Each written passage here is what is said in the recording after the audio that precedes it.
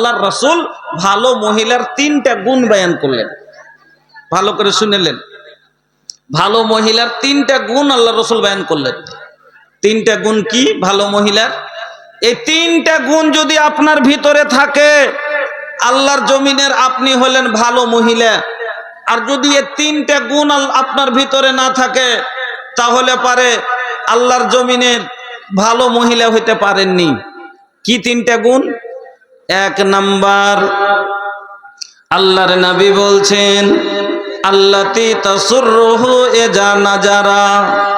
2 নম্বরে নবী বললেন ওয়াতুতিউহু ইজা আমারা। 3 নম্বরে নবী বললেন ওয়ালা তুখালিফুহু ফি নাফসিহা ওয়া মালিহা বিমা ইয়াকরাহু।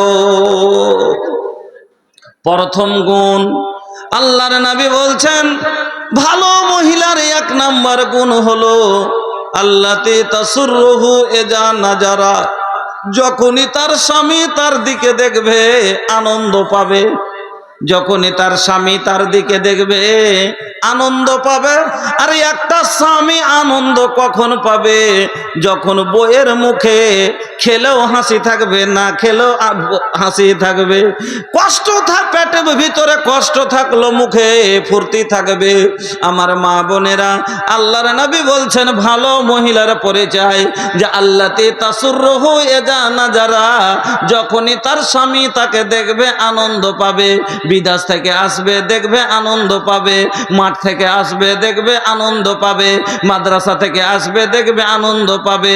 কাজ কিছু বিদেশ থেকে নিয়ে আসলেও দেখে আনন্দ পাবে, না নিয়ে আসতে পারলেও দেখে আনন্দ পাবে। মানে সব সময় স্বামীকে খুশি রাখার চেষ্টা করবে। যদি কষ্টর পাহাড় ভিতরে মনের ভিতরে ভাঙ্গে, নিজের কষ্টকে বুকের ভিতরে চেপে স্বামীকে আনন্দ রাখার চেষ্টা করবে। এটা হলো ভালো মহিলার পরিচয়। হাসি বের হয় না, মনে এত কষ্ট। স্বামী বিদেশে এসছে, বাড়তে কত কষ্ট করে যে দিন কাটলে, তারপর হাসি বের হয় না, তাও চেষ্টা করে। বা বাড়তে এমন অশান্তি বাড়তে করে রেখেছিল। বাইরে যখন ছিল স্বামী, তখন বাড়ির লোকে ওকে এত কষ্ট দিয়েছে, অশান্তি করে রেখেছিল। স্বামী বাড়ি আসবে তো অন্য মহিলারা হলে মুখে এই বড় করে ফুলিয়ে যদি আগে বসে থাকে, যা আসুক না সব এক এক করে শোনাবো, যা করেছে। আর মুখখানকে একবারে এইরকম বড় করে ভারী করে বসে আছে, এক পাচ্ছের গোবরের মতন করে মুখখানটাকে দাব্বা করে নিয়েছে। তো আসার পরে এই মুখ দেখে স্বামী আনন্দ পাবে না কষ্ট পাবে? কষ্ট পাবে। বা হাল চাষ করে এসছে, আসার পরে যদি দেখছে দেওরের সাথে মজাক করে উল্টে পড়ে দাঁত ভেঙে নিয়েছে, তো আনন্দ পাবে না কষ্ট পাবে? কষ্ট পাবে। কিন্তু বাড়ি থেকে গেছে, তখন বাড়তে ভালোভাবে খেতে পড়তে পাই না, তার কারণে মনের দুঃখে কাঁদছিল। কিন্তু যখন বাড়িতে ফিরে আসছে কাজ থেকে, যদি দেখছে তো হাসি বের হয় না, তারপর মুখখানটাকে খালি হাসবার চেষ্টা করছে, মুচকি মেরে মেরে হাসছে। এটা হলো ভালো মহিলার পরিচয়। যে ভিতরে কষ্ট যদিও থাকে, খেতে পাই দিছে কম, পড়তে পাই না, বা অন্যান্য কষ্ট ভিতরে চাপা রেখে স্বামীকে বুঝতে দেবে না, তার জন্য হাসি না বের হলো। স্বামী যাতে কষ্ট পায় না, কষ্ট না পায় আমার মুখ দেখে, এই জন্য কি করবে? ও সব সময় স্বামীকে আনন্দ রাখার চেষ্টা করবে। এই কথা নবীজি বললেন আল্লাতি তাসুররুহু ইজা নাজারা। যখনই তার স্বামী তাকে দেখবে আনন্দ পাবে। 2 নাম্বার, আল্লাহর নবী বলছেন ওয়াতুতিউহু ইজা আমারা। 2 নাম্বার ভালো মহিলার পরিচয়, নবীজি বললেন ওয়াতুতিউহু ইজা আমারা। তার স্বামী যখনই তাকে কোনো আদেশ করবে, হুকুম করবে, হুকুমের পালন করবে। স্বামীর হুকুমের পালন করবে। যদিও মানতে কষ্ট হয়, তবু স্বামীর হুকুম মানবে। এটা হলো ভালো মহিলার পরিচয়। বলবেন যে হুকুম মানতে ফের কি কষ্ট হয়? যেমন একটা বোনের বিয়ে লেগেছে, আর ওকে বলছে না তোমাকে যেতে দিব না, যাবে না, যেতে চাইছে কিন্তু যেতে দিল না, তো কষ্ট হবে কি হবে না? মার বাড়ি যেতে চাইছে, যেতে দিল না, মনে কষ্ট হবে কি হবে না? হবে।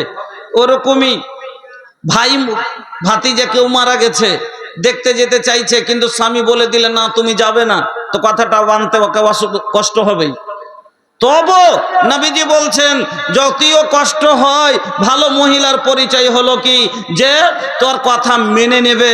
অততিউহু এজা আমারা, जब उसका शौहर उसे हुक्म दे तो हुक्म की तामील करे। হ্যাঁ, ওর স্বামীর কথা ওকে কি করলো? ফরমান কে মানলো, হুকুমের আদেশের পালন করলো। এটা হলো ভালো মহিলার পরিচয়। 3 নাম্বার, আল্লাহর নবী বলছেন ওয়ালা তুখালিফুহু ফি নাফসিহা ওয়া মালিহা বিমা ইয়াকরাহু।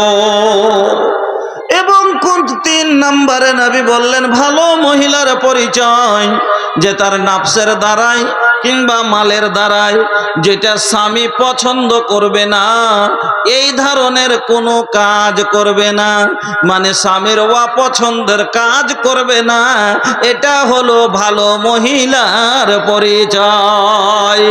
আমার বন্ধুরা, আমার মা বোনেরা, ভালো করে শুনে যান। তাহলে 2 নম্বর হলো স্বামীর আনুগত্য করা, স্বামীর কথা মতো চলা।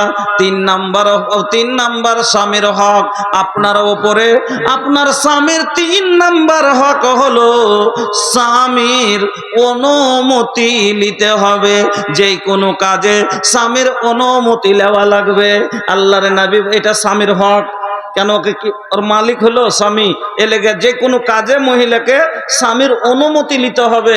এমন কি আল্লাহ রাসূল বলছেন লা ইয়াহিল্লু লিল মারাতি আন তাসুমা ওয়া জাওজুহা শাহিদুন ইল্লা বিইজনি। লা ইয়াহিল্লু লিল মারাতি, কোন মহিলার জন্য হালাল নয়, জায়েজ নয়, বৈধ নয় কি রোজা রাখবে। কোন রোজা? নাফল রোজা। ফরজ রোজাতে স্বামীর অনুমতির প্রয়োজন নাই, আল্লাহর হুকুমের ওপরে কাউরির অনুমতি লাগে না।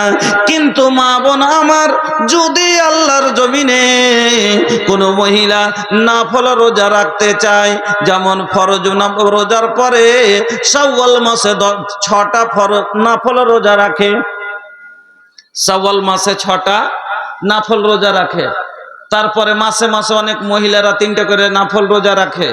এই ধরনের রোজা যদি মহিলারা রাখতে চায়, আর তার স্বামী মজুদ আছে, বেঁচে আছে, প্রেজেন্ট আছে, আল্লাহ রাসূল বলছেন স্বামীর অনুমতি ছাড়া যদি মহিলা রোজা রাখে তার জন্য রোজা হবে না।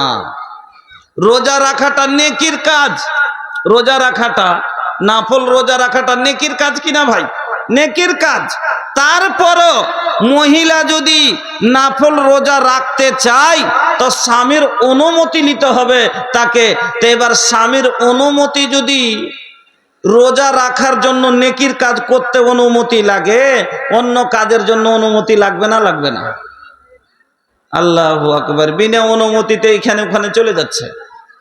বাড়ি এসে বলছে যে তোর মা কই রে? তো কইছে ব্যাংক গেছে।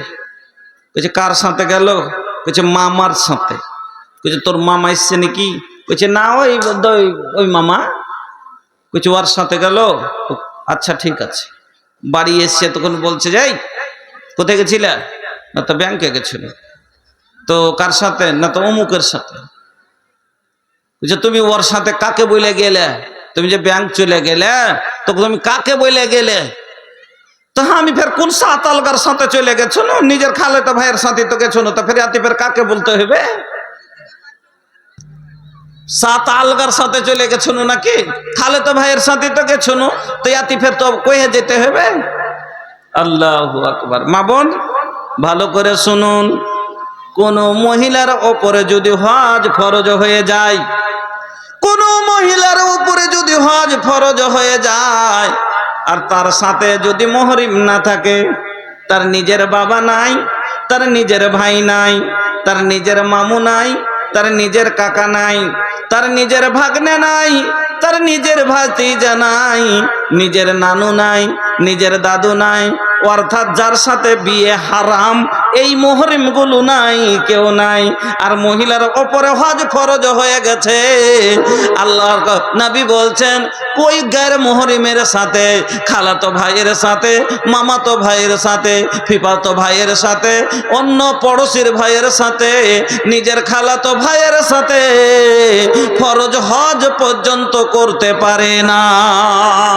ফরজ হজ পর্যন্ত মহিলা করতে পারে না। খালাতো ভাইয়ের হজ ফরজ হজ যদি না করতে পারে, খালাতো ভাইয়ের সাথে যদি ফরজ হজ ফরজ না করতে পারে, তাহলে খালাতো ভাই আনতে গেলে খালাতো ভাইয়ের সাথে কেমন করে পেটা যায়?